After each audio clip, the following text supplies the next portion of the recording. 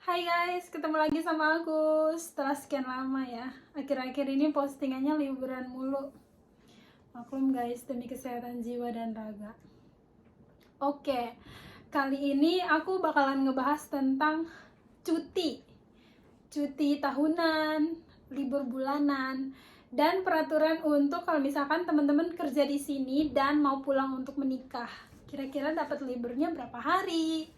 Nah, disclaimer dulu ya, aku kerjaanku sebagai kaigo dan di setiap tempat kerja mungkin ada perbedaan-perbedaan tipis, tapi karena selagi kita masih di dalam satu negara mungkin nggak terlalu banyak gitu perbedaannya, tapi pasti ada lah kebijakan-kebijakannya sendiri gitu ya. Nah, buat kita yang bekerja tuh terkadang peraturan tentang berapa hari kerja dan segala macamnya itu menjadi sangat penting. Apalagi Jepang ini kan negaranya bagus banget ya, destinasi wisata salah satu yang terbaik yang orang-orang dari seluruh dunia tuh incar-incar banget untuk datang ke sini. Lalu bakalan sangat sedih dong kalau selama teman-teman kerja di sini nggak bisa liburan gitu. Oke, sekarang aku bahas dulu dari libur bulanan. Jadi libur bulanan itu di kisaran 7 sampai 8 hari. Tapi kadang-kadang di bulan-bulan tertentu bisa sampai 9 bahkan 10 hari. Nah, itu tergantung case-nya. Kayak misalkan bulan Desember itu kan libur umumnya pun lebih banyak kan. Jadi libur kita pun bisa lebih banyak gitu. Itu ya. Jadi kita rata-ratain di kisaran 8 sampai 9 hari per bulan. Nah, di dalam 8 sampai 9 hari per bulan itu, kalau di tempat kerja aku, kita bisa pilih 3 hari. Sisanya ditentukan sama pemimpin kita yang bikin jadwal. Tapi kalau case-nya aku kan dari awal waktu interview aku udah minta aku mau libur setiap hari Sabtu karena itu hari ibadahku. Itu nggak bisa kerja sama sekali. Jadi aku minta diizinkan libur setiap Sabtu. Nah, baiknya tempat kerjaku ini kasih aku izin libur setiap Sabtu. Jadi kalau misalkan dalam 1 bulan hari Sabtunya ada 4, berarti aku 4 hari itu libur. Belum lagi kalau misalkan aku ada keperluan khusus, terus aku minta kibo yasumi. Kibo itu permintaan gitu, permintaan khusus karena kayak misalkan kemarin aku pergi ke Tokyo untuk interview visa, itu permintaan khusus. Nah, itu bisa juga kita ajukan sebelum mereka bikin jadwal bulan selanjutnya. Jelas ya guys? Nah, kalau misalkan kalian nggak mau milih sama sekali, kayak misalkan bulan ini nggak ada keperluan tuh, jadi ya udahlah biarin aja mereka tentuin aja gitu, terserah mereka gitu. Itu juga nggak apa-apa. Oke, clear ya tentang libur bulanan ya. Nah, peraturan tentang libur bulanan ini yang sangat tidak boleh adalah kalau kalian mau padatin libur bulanan kalian.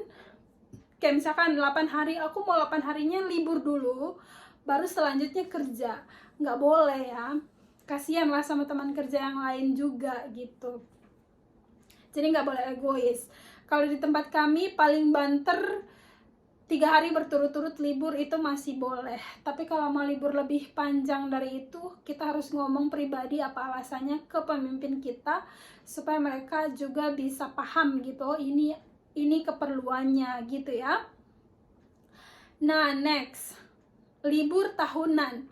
Libur tahunan itu di tempat kami dapat untuk pekerja baru kita dapat 10 hari libur berbayar setelah kita kerja 6 bulan dulu. Nah, aku kan waktu itu start kerja dari Juli sampai Desember. Nah, Januari itu aku udah terhitung udah setengah tahun bekerja. Jadi mulai dari Januari sampai Desember itu dapatnya 10 hari.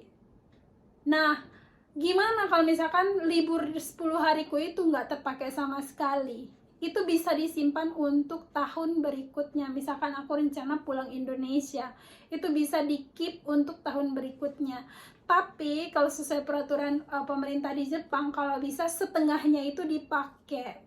Kalau misalkan kalian mau pulang Indonesia tahun depan nih gitu kan, kalau bisa tuh libur yang 10 hari itu 5 harinya dipakai, 5 harinya disimpan untuk tahun depan supaya kalian mau pulang nanti. Itu peraturan pemerintah. Tapi kalaupun kalian amit-amit nggak mau pakai sama sekali dan memang setelah selesai 1 tahun itu nggak kepake sama sekali pun, di tempat kerja kami itu nggak hangus, itu di keep untuk tahun berikutnya. Nah, ini peraturan di tempat kerja, orang-orang beda-beda ya. Ada teman-teman kami yang nggak ada masalah sama sekali, bisa di keep sampai mungkin 3 tahun berturut-turut, baru dia mau pulang, biar lama, itu bisa. Jadi beda-beda ya guys. Oke. Sekarang gimana kalau misalkan ada kejadian khusus, kayak misalkan kalian mau menikah, atau orang tua kandung kalian meninggal. Nah, untuk 2 kasus ini, di tempat kerja aku, kita dapat yang namanya libur khusus, itu sebanyak 5 hari.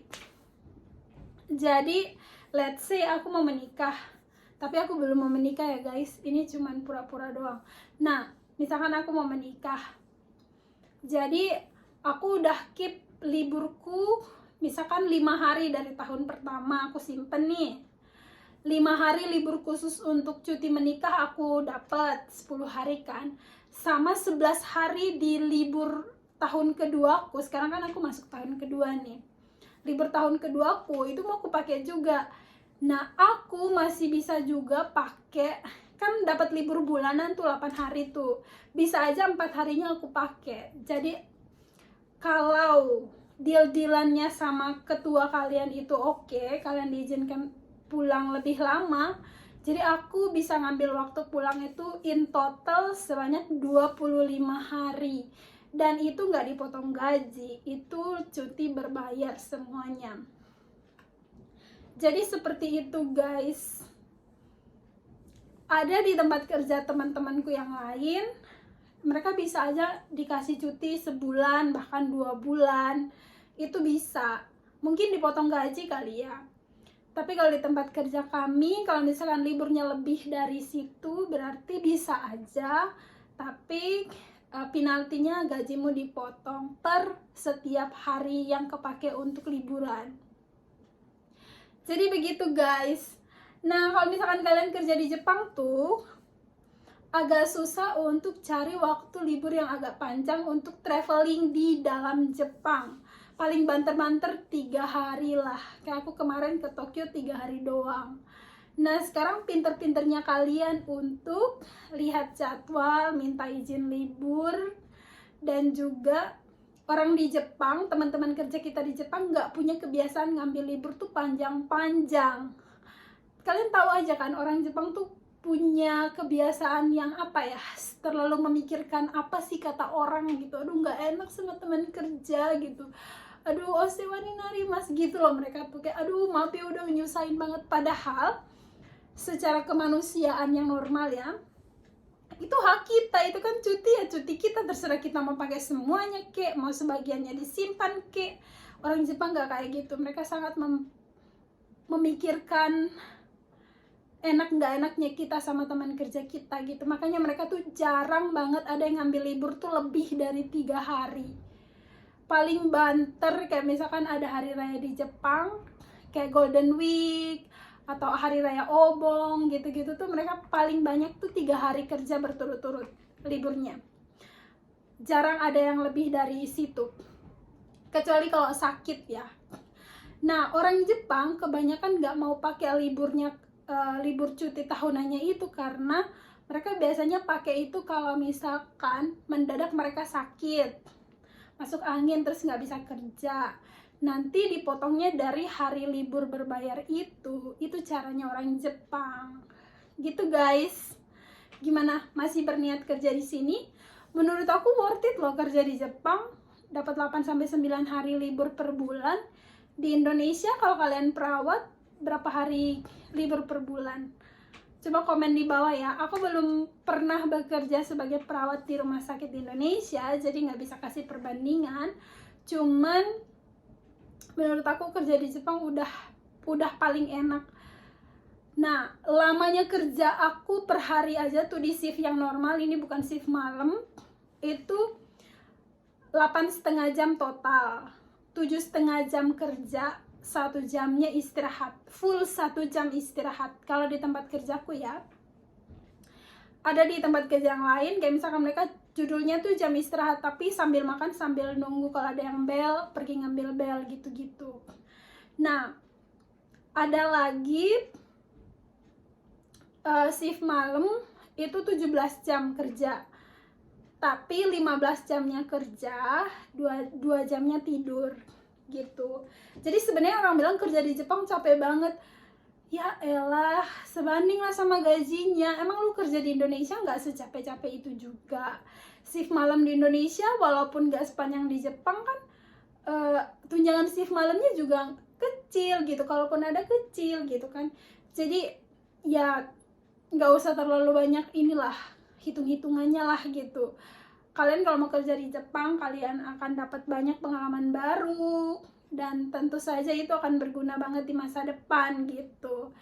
Gitu aja guys. Kira-kira apalagi yang akan kita bahas selanjutnya? Kasih ide ya di bawah.